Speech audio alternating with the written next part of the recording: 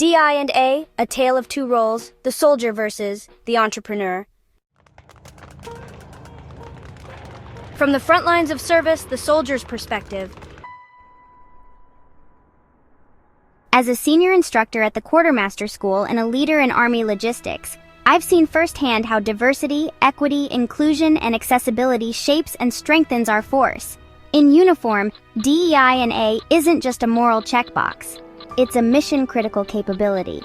When you're preparing logisticians for multi-domain operations, navigating battle across land, air, sea, space, and cyberspace, diverse teams become a force multiplier. Inclusive practices foster adaptability, build trust, and reinforce discipline. When the bullets fly, you're not thinking about someone's race, religion, or background. You're asking one thing: can they execute under pressure? And so, yes, as a soldier and educator, I stand behind DEI&A. It builds resilient units and delivers mission success. But when the uniform comes off, the game changes. As a private citizen, entrepreneur, and business leader, I don't just switch roles, I switch missions. And here's where I break from the formation and step into the fire. In the world of business, DEI&A can become a liability. I'm not here to win hearts, I'm here to win contracts. Empathy doesn't pay the bills, equity doesn't close deals, inclusion doesn't boost shareholder value, performance does, vision does, profit does. Sometimes that means putting profit over people, and that's a hill I'm willing to take incoming fire on. I subscribe to a different kind of doctrine, a capitalist creed, and nobody captured it better than Gordon Gekko. The point is, ladies and gentlemen, that greed, for lack of a better word, is good. Greed is right. Greed works. Greed clarifies, cuts through, and captures the essence of the evolutionary spirit. Greed in all its forms, life, money, love, knowledge, has marked the upward surge of mankind. And greed, you mark my words, will not only save Teldar Paper, but that other malfunctioning corporation called the USA. That quote? It doesn't just hit. It rings true. In entrepreneurship, capitalism rewards risk, speed, and decisiveness. There's no time to form DEI&A committees when you're building while the market shifts beneath your feet. You chase ROI, not representation. Let's talk reality, not rhetoric.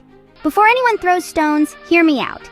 In business, efficiency, innovation, and ruthless execution are what keep the lights on. Too often, DEI&A initiatives become performative gestures that drag down productivity, complicate operations, and dilute results. Examples? Sure, hiring based on diversity quotas instead of skill. You risk lowering standards and breeding resentment. Mandating inclusive training that feels forced. You provoke pushback and lose morale. Prioritizing feelings over results. You erode accountability. And investors don't invest in empathy, they invest in outcomes. In the boardroom, my DEI&A is simple: deliver, execute, win. Yes, I value perspective, but I won't slow my team down to appease performative optics. Let me be crystal clear.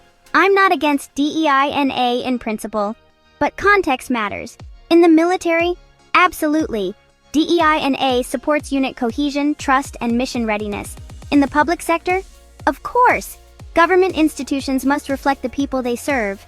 But in lean startups and high-stakes private ventures, DEI&A can become dead weight. This isn't about morality, it's about mission alignment.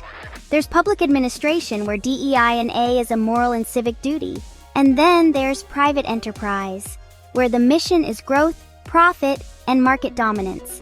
Different rules, different battlefields. Past, present, and future, bridging the divide. I'm not saying the military's DEI&A model doesn't work. It does, because it has to. Shared hardship, unity of effort, and disciplined leadership make it work. But in the private sector, DEI&A often becomes a distraction, pulling focus from value creation, operational momentum, and long-term scaling. So, here's my dual message. As a soldier and educator, I will continue to teach, support, and lead through a DEI&A lens, because it shapes warriors and saves lives. As a businessman, I will prioritize performance and profit, because it builds empires and creates legacy. And like Kenny Rogers famously said, you got to know when to hold 'em, know when to fold 'em, know when to walk away, and know when to run. In business, I know when to fold on empathy and sprint toward profitability. Some may disagree with my stance, and that's fine. Dialogue is how we grow. But sometimes, especially in entrepreneurship, we must risk being misunderstood to pursue a greater vision. Ray Kroc didn't play it safe when he turned a humble burger joint into McDonald's. Jordan Belfort didn't apologize when he chased opportunity with ferocity. Neither did Gordon Gekko. They were bold, they were strategic, they were unapologetically focused. That's who I want to be. That's the edge I bring. And if that makes me sound ruthless, well then, let's talk about it.